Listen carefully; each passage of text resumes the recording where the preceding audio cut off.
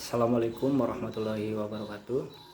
Ya, di sini saya akan mempresentasikan Pancasila dalam konteks ketatanegaraan Republik Indonesia.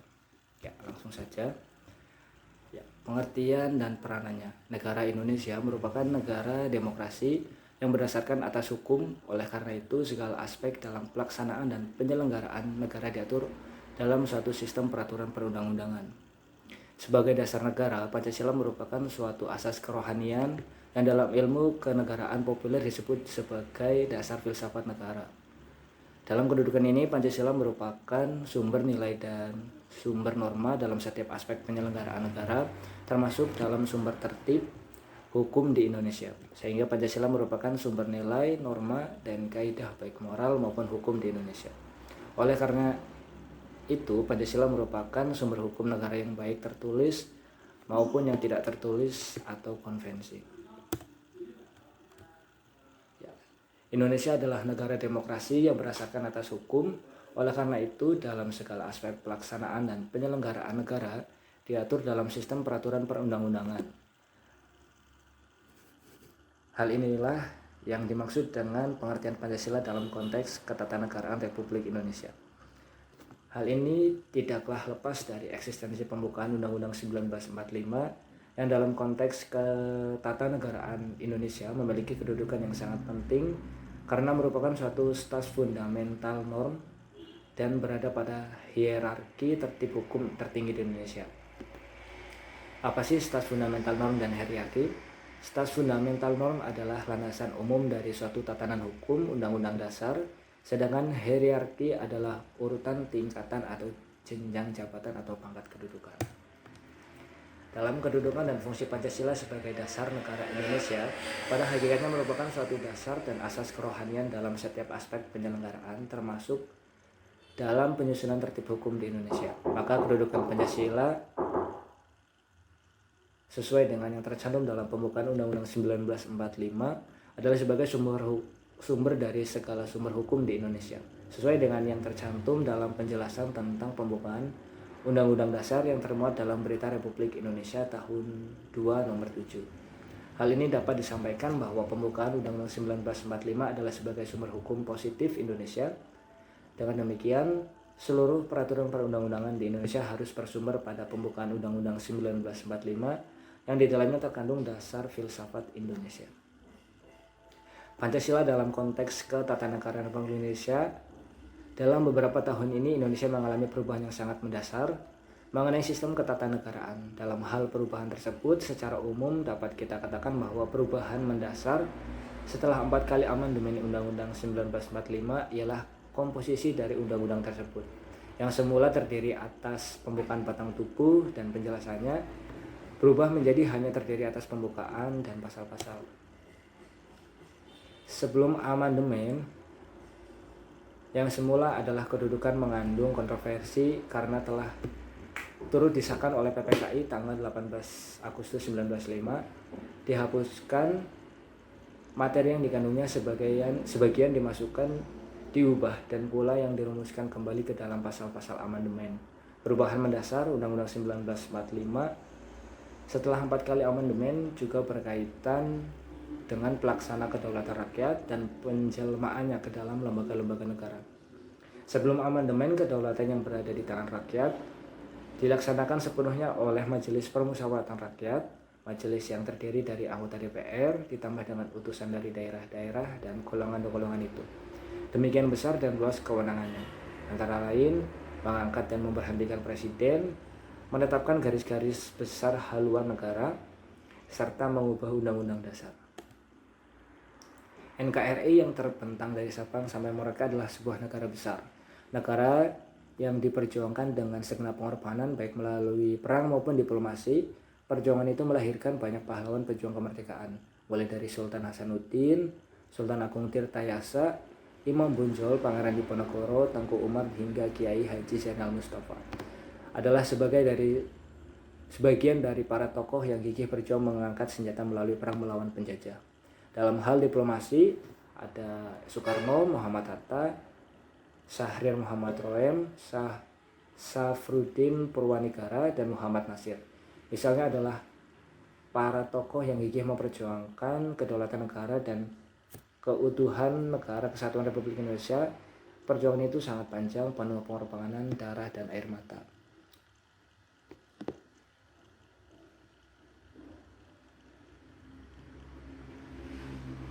Diplomasi itu pun sangat gigih, penuh dengan negosiasi dan kompromi. Itulah kilas balik perjuangan bangsa kita, bangsa Indonesia dalam meraih kemerdekaan hingga saat sekarang ini, masa yang kita kenal dengan sebutan era reformasi.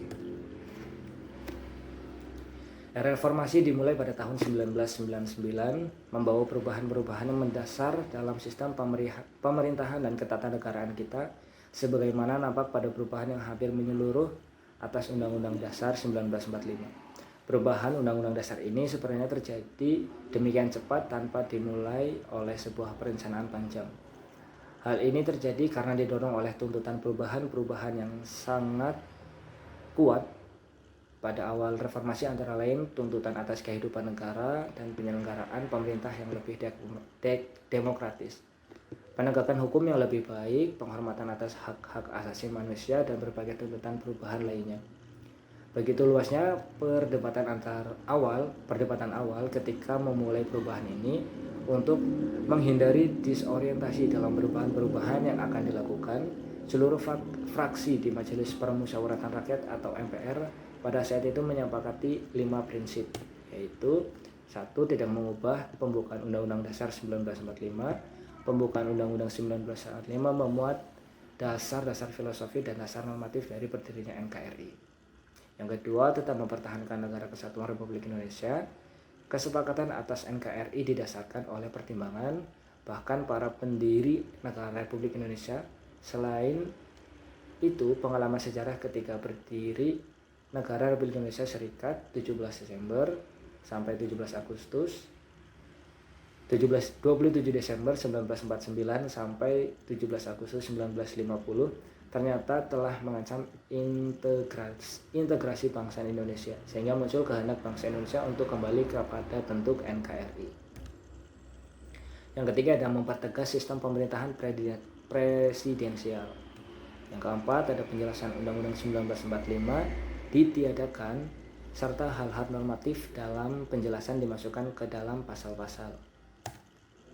Terakhir ada perubahan dilakukan dengan cara adendum. Perubahan dilakukan secara adendum dimaksudkan untuk tetap melestarikan nilai historis Undang-Undang 1945 serta mempertahankan prinsip-prinsip para pendiri negara yang terkandung dalam Undang-Undang 1945. Secara politis, nilai historis Undang-Undang 1945 itu perlu dilestarikan karena terdapat sebagian rakyat Indonesia yang tidak menghendaki terjadinya amandemen atas Undang-Undang 1945 tersebut. Selanjutnya ada perubahan Undang-Undang Dasar 1945 yang telah dilakukan selama 4 kali. Perubahan pertama tahun 1999, perubahan kedua tahun 2000, perubahan ketiga tahun 2001, dan perubahan keempat tahun 2002 telah membawa implikasi politik yang sangat luas dalam sistem ketatanegaraan Indonesia.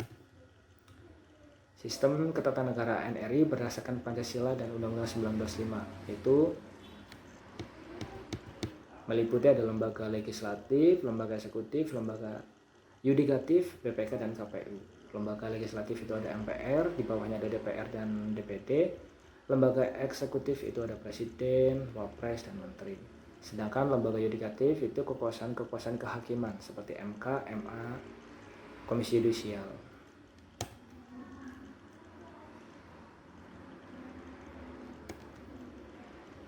Selanjutnya ada hubungan undang-undang dengan batang tubuh undang-undang.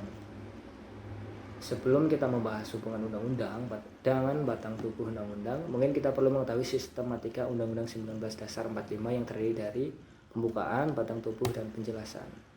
Dari sistematika di atas, jelas pembukaan Undang-Undang 1945 mempunyai kedudukan lebih tinggi dibanding dengan batang tubuh. Alasannya dalam pembukaan tersebut ada dasar negara, Pancasila, fungsi dan tujuan bangsa Indonesia, bentuk negara Indonesia yaitu Republik. Oleh karena itu, begitu pentingnya pembukaan undang-undang, maka pembukaan tidak bisa diubah. Mengubah sama saja membubarkan negara, sedangkan batang tubuh bisa diubah atau diamandemenkan dalam sistem tata hukum RI. Pembukaan Undang-Undang 1945 memenuhi kedudukan sebagai pokok kaidah negara yang fundamental. Ada beberapa alasan, diantaranya itu dibuat oleh pendiri negara, yaitu PPKI, pernyataan lahirnya sebagai bangsa yang mandiri, memuat asas rohani, yaitu Pancasila, asas politik negara, Republik Kedaulatan Rakyat, dan tujuan negara jadi negara adil makmur. Memuat ketentuan yang menetapkan adanya suatu Undang-Undang Dasar 45. Sedangkan batang tubuh itu bisa dirubah asal syarat terpenuhi. Pertama, diusulkan 2/3 anggota MPR. Putusan disetujui kurang lebih 2/3 anggota yang hadir. Kenyataan batang tubuh Undang-Undang 45 sekarang sudah diamandemenkan 4 kali. Amandemen pertama 14-21 Oktober 1999, amandemen kedua 78 Agustus 2000, amandemen ketiga 1-9 November tahun 2001, dan amandemen keempat tanggal 1-11 Agustus tahun 2002. Ya.